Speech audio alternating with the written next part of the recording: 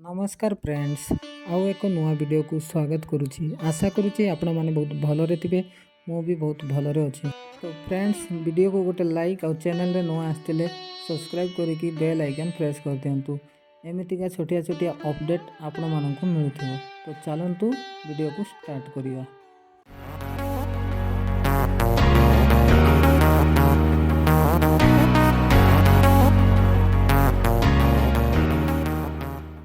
तो दर्शक बंधु अगस्ट मास सरीला और सेप्टेम्बर मास आरंभ है। तो ए मासरे केउ केउ नुआ नियम चालू करिवो सरकार।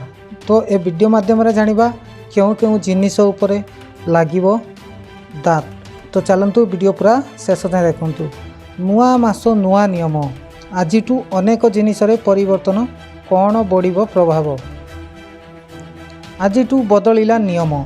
चलित मासरे विभिन्न अत्यावश्यक सामग्री दर रे बड़ धरणर परिवर्तन हेबाकू जाउछि।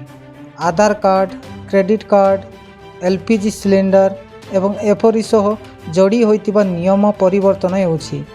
फल रे या दैनंदिन जीवन रे प्रभाव पकाइबो। चलित मासरे पुणी बढ़िला एलपीजी गैस सिलिंडर दर। कमर्शियल गैस सिलिंडर दर रे वृद्धि पाइछि। सिलिंडर पिछा 39 टंका बढ़ी। फल दिल्ली रे 19 केजी गैस सिलिंडर दर 1691 टंका 50 पैसा वृद्धि होइछि। सेहीपरि कोलकाता रे नुआ दर लागू हेबा परे सिलिंडर दाम 1802 टंका 50 पैसा, मुंबई रे 1644 टंका और चेन्नई रे 1855 टंका रे पहुंची। गत मासरे मध्य कमर्शियल गैस सिलिंडर दर बढ़िथिला। तेबे घरोई गैस सिलिंडर दर रे कौनसी परिवर्तन होई नाही। सेहीपरि आधार कार्ड अपडेट करिवार समय सीमा को सेप्टेम्बर 14 तारिख पर्यंत वृद्धि करा जायछि। एही समय अवधि मध्य रे बिना कौनसी मूल्य रे निजर आधार कार्ड अपडेट करि पारिबे। हेले सेप्टेम्बर 14 तारिख परे अपडेट करिवाकू हेले एति पई धार्य परिमाणर टंका देबाकू पड़िबो। एतिसह आजिटारू लागू हेउछि नुआ टेलीकॉम गाइडलाइन, जहाँकि फेक कॉल और मेसेज रु ग्राहकों को सुरक्षा प्रदान करिवो।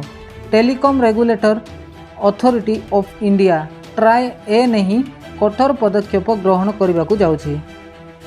आजिठू क्रेडिट कार्ड नियमावली रे मध्य परिवर्तन हेउछि। यूटिलिटी ट्रांजैक्शन उपरे एचडीएफसी बैंक रिवार्ड पॉइंट आस करिवो। थर्ड पार्टी आप रे एजुकेशनल पेमेंट कले एचडीएफसी बैंक कौनसी रिवार्ड पॉइंट देव नाही। सेहीपरि आईडीएफसी बैंक मध्य सर्वनिम्न देह राशि परिवर्तन करिवो, जहार धार्य समय पूर्वरु 18 रु कमाई 15 दिन कराजिवो।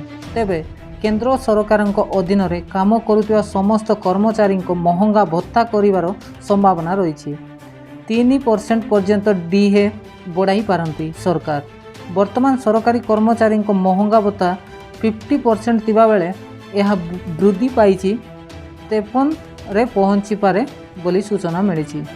तो दर्शक बंधु यही देला किछि गुरुत्वपूर्ण खबर। तो वीडियो को आम ये समाप्त करुचु। जय जगन्नाथ।